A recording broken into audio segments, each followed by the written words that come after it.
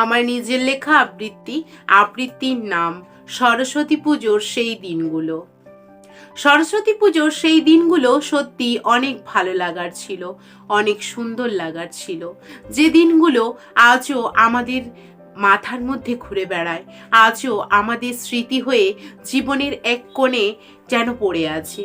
সেগুলো কিন্তু পড়ে থাকার মতো পড়ে থাকা নয়, সেগুলোকে আমরা ঠিক মনে রেখে দিই। ঠিক মনের এক মাঝে কোথায় যেন একটা কোণাতে এমনভাবে আছে যেগুলো মনে পড়লে চোখের কোণায় আজও যেন জল চলে আসে।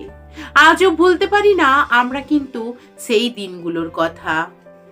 ছোটবেলাকার দিনগুলো সত্যি যেন আমাদের মনের মধ্যে এই যে এরকম ভাবে স্মৃতি হয়ে জড়িয়ে আছে, এগুলোকে কিন্তু কখনোই আমরা মনের থেকে ঝেড়ে ফেলতে পারি না। সরস্বতী পুজো আসছে মানে আমাদেরকে মণ্ডপ সাজাতে হবে। এই আনন্দে কত দিন আগের থেকে আমাদের মনের মধ্যে যেন একটা উচ্ছ্বাস জেগে উঠত। আমরা সরস্বতী পুজোর ওই যে মণ্ডপের মধ্যে যে শিকল করা হয়, কাগজের শিকল, সেগুলো তো আমরাই বানাতাম।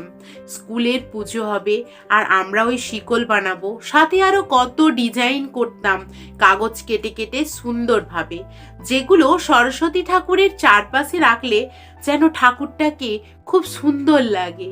আর স্কুলের ঠাকুর মানে তো অনেকটা বড়, দেখতেও সুন্দর। উনি তো আরাধনার দেবী, উনি তো বিদ্যার দেবী, উনি তো বাগ দেবী। তো এই যে সরস্বতী পুজো আসার কত আগের থেকে এই যে মনের মধ্যে উচ্ছ্বাস, এটা তো ছোটবেলায় যে কি ভীষণ একটা মজার জিনিস বলে বোঝানো যায় না। আর সরস্বতী পুজো মানেই তো পড়া থেকে ছুটি, ফাঁকি দেওয়ার দিন 3 দিন 4 দিন। কেননা ওই যে আমরা বইগুলোকে রাখবো, সেই বইগুলো তো 3 দিন হাত দেওয়া যায় না। কোনো মতেই সেই জায়গা থেকে বইগুলোকে আর সরিয়ে আনা যায় না, কেননা সরস্বতী পূজায় পড়তে নেই। এটা মনে করে মনের মধ্যে যে কি আনন্দই না হতো বলে বোঝানো যায় না।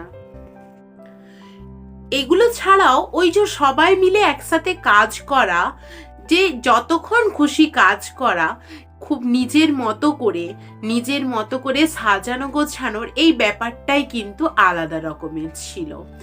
আর ছোটবেলায় সেই যে সরস্বতী পুজোর দিনে নতুন শাড়ি পরে, মায়ের শাড়ি পরে যাওয়া মণ্ডপে আর অঞ্জলি দেওয়া ঠাকুরকে সেজে গুজে, এর যে কি আনন্দ, এটা কিন্তু সত্যি বলে বোঝানো যায় না। এখনকার দিনের ছেলেমেয়েরা কিন্তু আমাদের মতো ওই আনন্দটা আর করে উঠতে পারে না। তারা বইয়ের ভারে আর পড়ার চাপে যেন ঝুঁকে পড়েছে, তারা যেন কণ্ঠাসা হয়ে পড়েছে কোথাও গিয়ে একটা।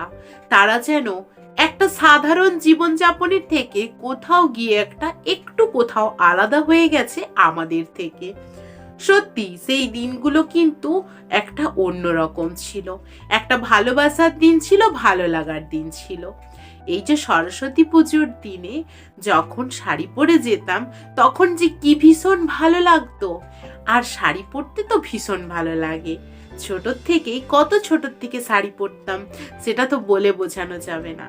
আর ওই যে হলুদ রঙের শাড়ি বাবা কিনে এনে দিয়েছিল যখন প্রথম দিনে, ছোট্ট একটা হলুদ রঙের নতুন শাড়ি, ওটা আমার নিজের শাড়ি। এটা মনে করে যে এত আনন্দ হতো মনের মধ্যে যে বলা যায় না।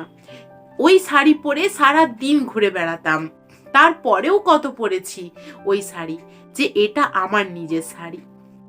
তো সেই যে ঘুরে বেড়ানো, সেই ঠাকুর দেখতে যাওয়া, এগুলো সত্যি মনে রয়ে গেছে।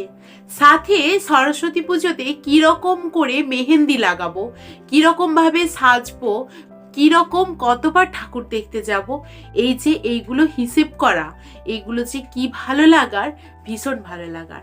সাথে স্কুলে খিচুড়ি খাওয়ানো, ওই খিচুড়ি খাওয়ানোর সময় একসাথে বন্ধুরা আমরা যাব খিচুড়ি খেতে, কি যে ভালো লাগে খিচুড়ি খেতে যাওয়া, সবাই একসাথে হাত ধরে বন্ধুরা গল্প করতে করতে, এটা কিন্তু খুব ভালো লাগে। সরস্বতী পুজো মানেই হচ্ছে একটা অন্যরকম আনন্দ।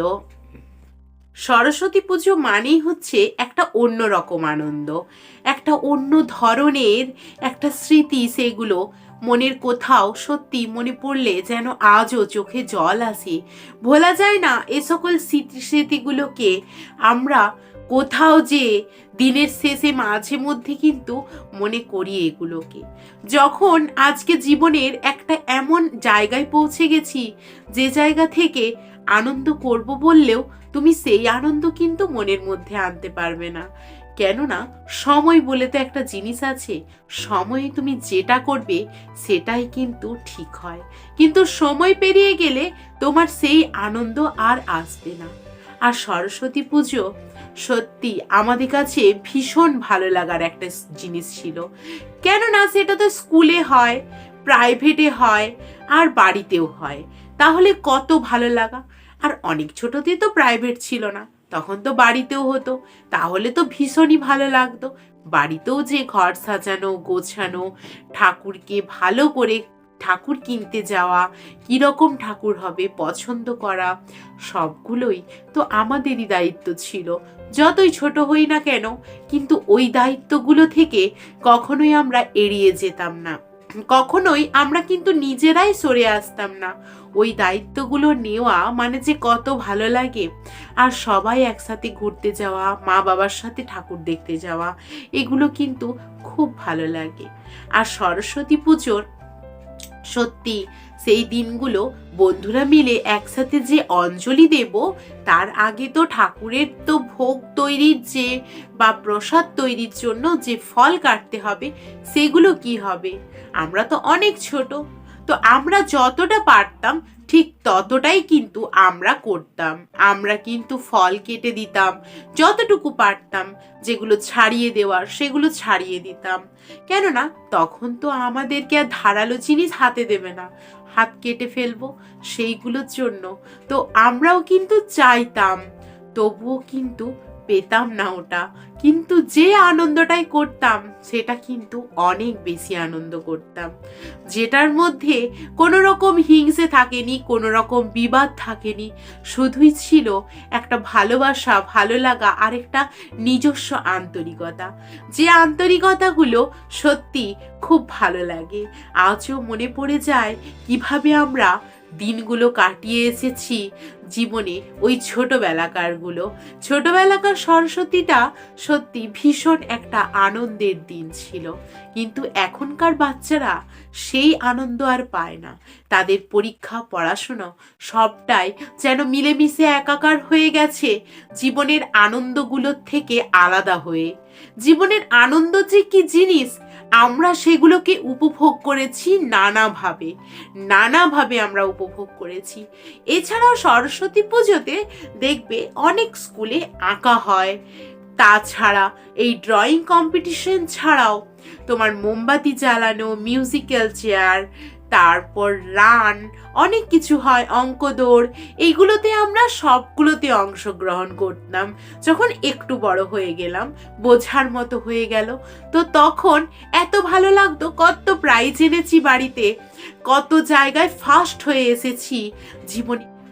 জীবনের এগুলো কি আর ভোলা গেছে? না ভোলা যায়? সত্যি জীবনে প্রচুর প্রাইজ পেয়েছি এইরকম কম্পিটিশনগুলোতে। এই কম্পিটিশন কিন্তু এক জায়গায় নয়, অনেক স্কুল থেকে করানো হতো। তাছাড়া অনেক কমিটি এগুলো করতো, তো আমরা কিন্তু নাম দিতাম আর প্রত্যেকটাতে আমরা জিততাম। তো সবাই কিন্তু ভীষণ বাহবা দিত। আর যখন প্রাইজ আনতাম বাড়িতে, তখন তো একটা ভালোবাসা আর ভালো লাগার দিন। কত আদর পেতাম, কত ভালোবাসা, সাথে কত আন্তরিকতা। ওই যখন প্রাইজ নিতে উঠতাম, যখন নাম ঘোষিত হতো, তখন যে এত মজা হতো, সত্যি এটা কিন্তু ভুলে যাওয়ার নয়। ভীষণ ভালো লাগতো। আমাদের জীবনগুলো যেন পাল্টে গেছে আজ কোথায় গিয়ে। সব কিছুটাই আজকে যেন ইন্টারনেটের মধ্যে এসে সব পাল্টে গেছে। জীবনের মধ্যে সেই খুঁটিনাটি আনন্দগুলো আজ কোথায় হারিয়ে গেছে। আজ হারিয়ে গেছে আমাদের মনের সেই সুপ্ত বাসনাগুলো। কত মানুষের কত প্রতিভা থাকে, অনেক কিছু প্রতিভা, সেইগুলোকে তুলে ধরাই হচ্ছে একমাত্র অনেকের আমাদের কাজ ছিল। যে কিছু জানতো না, মনে করতো আমি কিছু জানিনি, কিন্তু সে যখন ওই জায়গায় গিয়ে কোনো কিছু উপস্থাপনা করত, সেগুলো কিন্তু তাদের খারাপ হতো না, ভীষণ ভালো হতো। তাহলে ওই যে কম্পিটিশন, ওইগুলোতে খুব ভালো লাগার একটা দিন ছিল। সাথে হাঁড়ি ভাঙা, এর তো মজাই আলাদা, চোখ বন্ধ করে দিয়ে হাঁড়ি ভাঙা। তাহলে বলো, সরস্বতী পুজোর ওই দিনগুলো আমাদের কেমনভাবে কেটেছিল, কত আনন্দ, কত উল্লাস, কত উচ্ছ্বাসিত আমাদের আবেগপ্রবণ ছিল মনগুলো। সত্যি ওই দিনগুলোর কথা আজও আমরা ভুলতে পারি না।